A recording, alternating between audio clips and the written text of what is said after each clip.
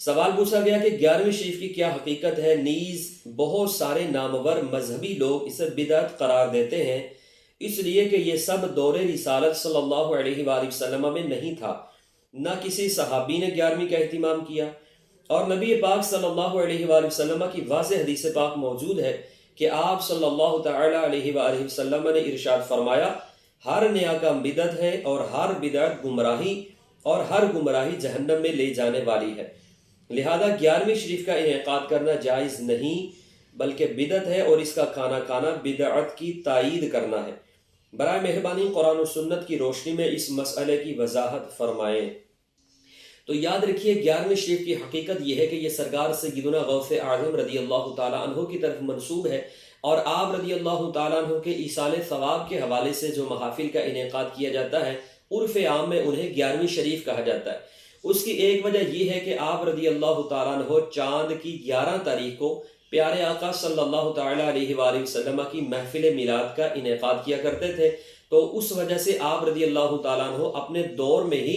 11ویں والے پیر کے نام سے مشہور ہو گئے۔ پھر اسی طرح آپ رضی اللہ تعالیٰ عنہ کا وصال 11 ربیع ثانی کو ہوا، اس اعتبار سے بھی آپ رضی اللہ تعالیٰ عنہ کے ایصال ثواب کے لیے جو محافل کا انعقاد کیا جاتا ہے اسے 11ویں شریف کا نام دیا جانے لگا۔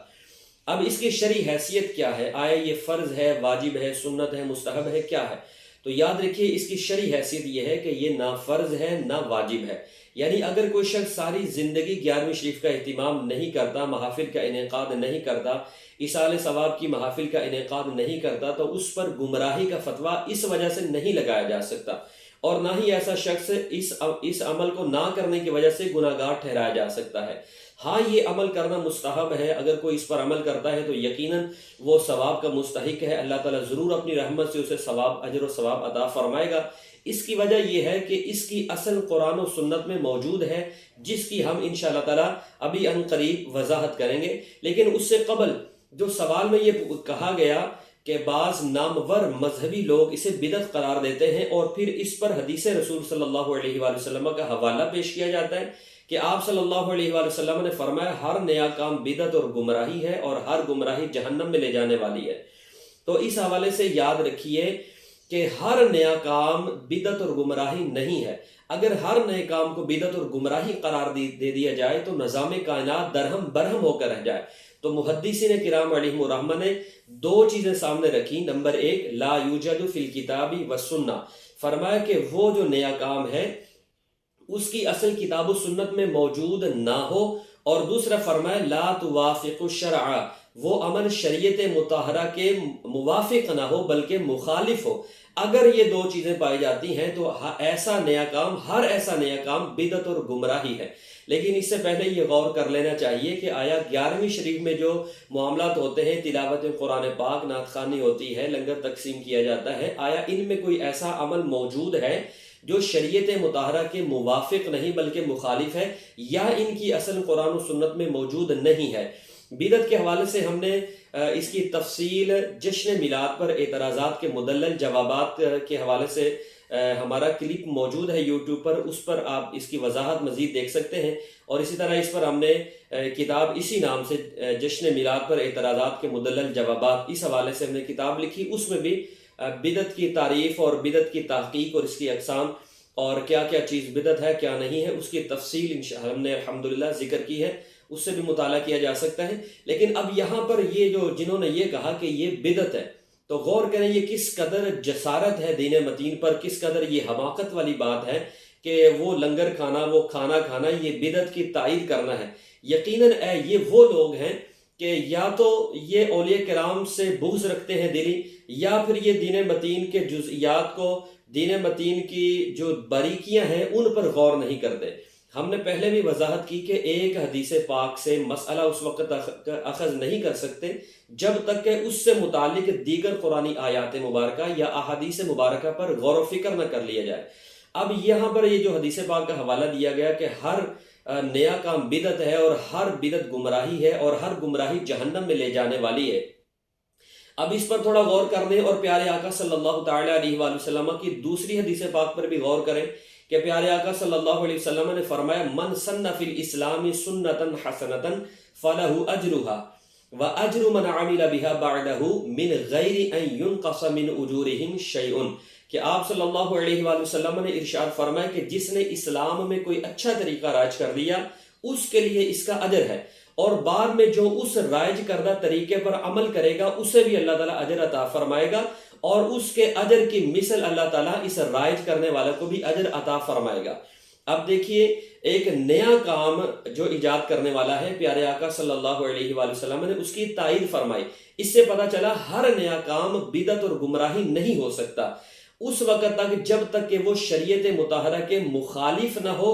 اور اس کی اصل قرآن و سنت میں موجود نہ ہو۔ اب ہم غور کر لیتے ہیں کہ 11ویں شریف میں پائے جانے والے امور جو ہیں کیا ان کی اصل قرآن و سنت میں موجود ہے یا نہیں، اور دوسرا اس پر بھی غور کر لیتے ہیں کیا آیا ان میں کوئی ایسا عمل ہے جو قرآن و سنت سے ٹکرانے والا ہے، شریعت سے ٹکرانے والا ہے۔ تو سب سے پہلے محفل میں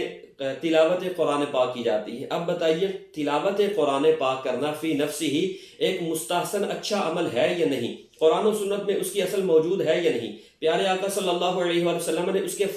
فضائل بیان فرمائے یا نہیں؟ بے شمار احادیث مبارکہ پیارے آقا صلی اللہ علیہ وسلم کی موجود ہیں جس میں پیارے نبی پاک صلی اللہ علیہ وآلہ وسلم نے قرآن پاک کی تلاوت کی فضائل بیان فرمائے۔ جیسے کہ ایک حدیث پاک میں آپ صلی اللہ علیہ وآلہ وسلم نے ارشاد فرمایا، کیا تم میں کوئی شخص یہ چاہتا ہے کہ عقیق یا بطحان جائے؟ یہ عقیق اور بطحان دو بازاروں کے نام تھے۔ آپ صلی اللہ علیہ وسلم نے فرمایا تم میں کوئی چاہتا ہے کہ عقیق یا بطحان جائے اور پھر وہاں سے دو بڑے کوہان والی اونٹنیاں لیتا ہے؟ تو عرض کی یا رسول اللہ صلی اللہ علیہ وسلم کون اس کی استطاعت رکھتا ہے؟ تو پیارے آقا صلی اللہ علیہ وآلہ وسلم نے ارشاد فرمایا پھر تم میں سے کوئی کیوں مسجد نہیں جاتا کہ وہاں جا کر قرآن پاک کی 2 آیات مبارکہ کی تعلیم دیتا ہے یا 2 آیات مبارکہ کی تلاوت کرتا ہے کہ اس کا یہ عمل 2 بڑے کوہان والی اونٹنیوں سے بھی افضل والا ہے۔ اور پھر پیارے آقا صلی اللہ علیہ وآلہ وسلم نے ارشاد فرمایا تم میں سب سے بڑا عبادت گزار وہ ہے جو سب سے زیادہ تلاوت قرآن پاک کرنے والا ہے۔ اب بتائیے کہ اس محفل میں تلاوت قرآن پاک ہو رہی ہے، اس کی اصل احادیث مبارکہ میں موجود ہے، تو اس کو بدعت کس لیے قرار دیا جا رہا ہے؟ اسی طرح جو محافل ہیں ان میں نعت خوانی ہوتی ہے، نعت خوانی کے حوالے سے کتنی احادیث مبارکہ میں مضامین موجود ہیں، کتنے ہی صحابہ کرام علیہم رضوان ایسے تھے جنہوں نے پیارے آقا صلی اللہ علیہ وآلہ وسلم کے سامنے نعتیہ اشعار پڑھے۔ ان میں حضرت سیدنا حسان ابن ثابت رضی اللہ تعالیٰ عنہ مشہور حضور صلی اللہ علیہ وسلم کے نعت خوان ہیں۔ تو نعت خوانی کرنا اس کی بھی اصل احادیث مبارکہ میں موجود ہے۔ اسی طرح پھر لنگر تقسیم کیا جاتا ہے، تو کیا لنگر تقسیم کرنا، کھانا کھلانا،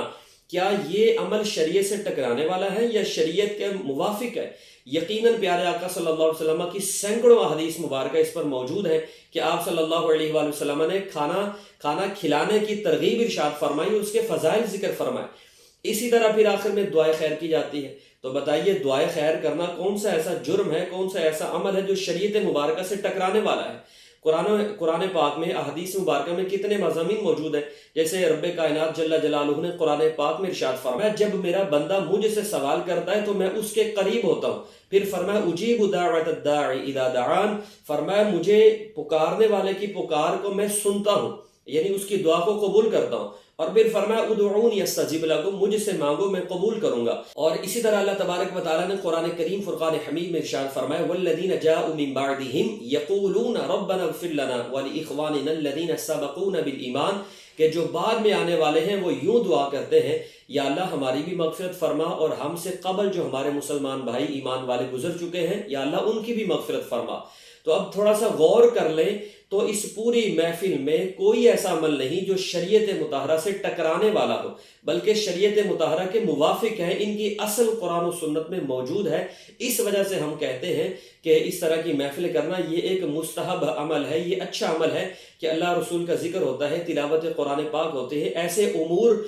کیے جاتے ہیں، ایسے معاملات کیے جاتے ہیں جن کی پیارے آقا صلی اللہ علیہ وآلہ وسلم نے ترغیب ارشاد فرمائی اور فضائل ذکر فرمائے ہیں۔ اللہ تبارک و تعالیٰ کی بارگاہ میں دعا ہے اللہ ہمیں حق سمجھنے کی توفیق عطا فرمائے۔